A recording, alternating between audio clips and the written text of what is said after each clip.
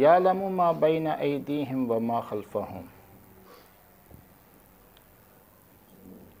अल्लाह जानता है जो लोगों के सामने है और जो लोगों के पीछे है।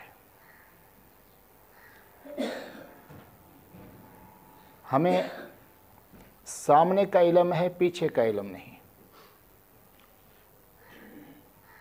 लेकिन अल्लाह रब्बुल इज़्ज़त का इल्म चूँकि मुहीत है, उसका इल्म कुल्ली है, उसका इल्म ज़ाती है और उसका इल्म कामिल है। कोई चीज़ भी अल्लाह रब्बुल इज़्ज़त से पर्दा खिफा में नहीं है। आज दुनिया के अंदर बहुत से लोग हैं जिनको दावा है कि हमें कल के बारे में ख़बर है, या बाज़ अमलियात वाले झूठे किस्म के दावे करते हैं कि कोई भी चीज़ अगर गुम हो गई तो हम उसके बारे में जानते हैं, हमारे इल्म के अंदर है। तो ये सब झूठ है।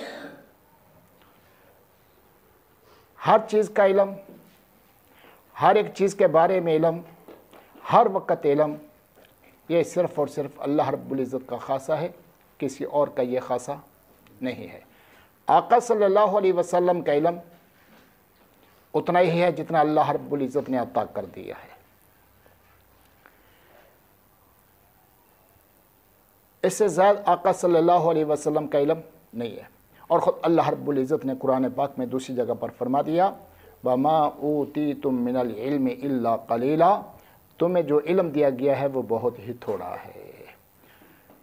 और अल्लाह रब्बुल इज़्ज़त ने ये जो मुखातब किया है, ये तमाम इंसानों को, तमाम जिन्नात को और तमाम मखलूक़ात को मुखातब किया है कि तमाम मखलूक़ात का जो इल्म है वो बहुत ही थोड़ा है।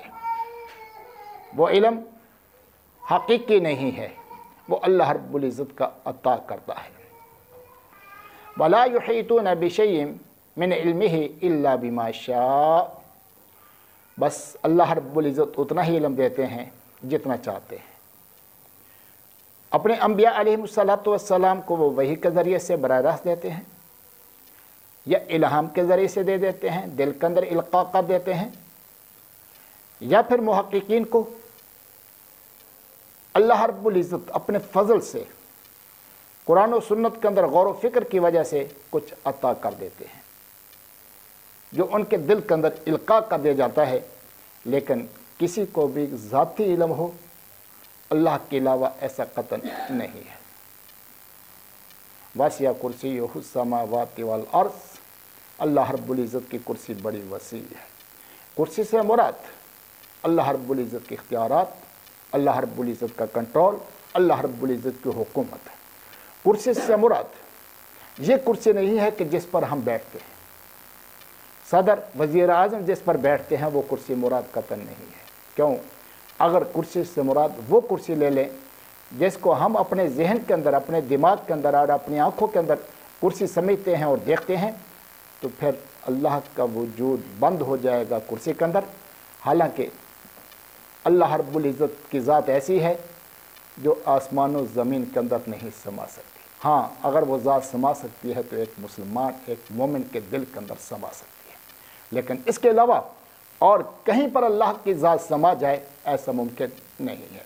सातों आसमान, सातों ज़मीन, अर्श, कुर्सी सब ऐसे ही है जैसे कि एक परात के अंदर एक अंगूठी रख दी जाए।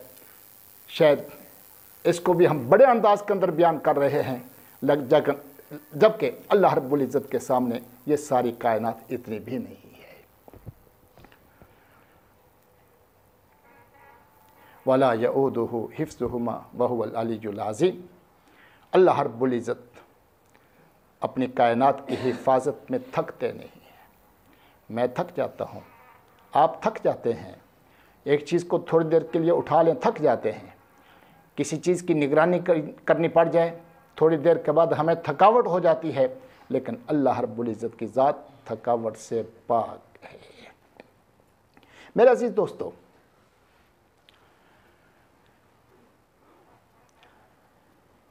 آج بڑے 30 مار خان کہلانے والے دنیا کے اندر موجود ہیں، لیکن اگر چند دن کوئی ذمہ داری ان پر ڈال دی جائے تو وہ اکتا جائیں گے۔ اگر اکتاہٹ نہیں آئے گی تو وہ ایک ہی ذات کے اوپر نہیں آئے گی، اس ذات کا نام اللہ ہے۔ اس ذات کا نام اللہ ہے، جس کو اللہ رب العزت نے فرمایا قل هو اللہ احد، وہ اللہ کی ذات اکیلی ذات ہے۔ اللہ الصمد، پوری کائنات اس کی محتاج اور وہ کسی کے محتاج نہیں ہے۔ آج ہمیں ڈرایا جاتا ہے غیروں سے، حتیٰ کہ نیک لوگوں سے بھی ڈرایا جاتا ہے جو دنیا سے جا چکے ہیں، کہ بابے جو دنیا سے گئے ہوئے ہیں ان کی قبر سے کوئی چیز نہ اٹھانا، ورنہ وہ ٹانگیں توڑ دیں گے۔ یہ بابے کی بیری ہے، یہ بابے کا پیپل ہے، یہ بابے کا فلاں درخت ہے، اگر تم نے اس کو ہاتھ لگا دیا تو بابا تمہاری ٹانگ توڑ دے گا۔ یا بابے کے نام پر تم نے اگر یہ دودھ نہ دیا تو بابا تمہاری بھینس کو مار دے گا۔ یہ سب دعوے جھوٹے ہیں، بابوں کو اور کوئی کام نہیں رہا۔ صرف اب کیا ہے، نقصان پہنچانے والا کام بابوں کے پاس رہ گیا ہے۔ اس لیے یہ سب دعوے کرنے والے یہ جھوٹ بولتے ہیں۔ اگر وہ صاحب قبر واقعتاً نیک اور صالح ہے تو اس کا یہ کام نہیں ہے، وہ ہمیشہ مخلوق کو فائدہ پہنچاتا رہا ہے۔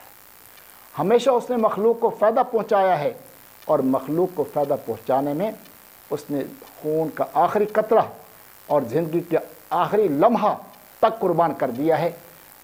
لیکن آج انہی کے بارے میں لوگوں نے غلط دعوے کر دیے۔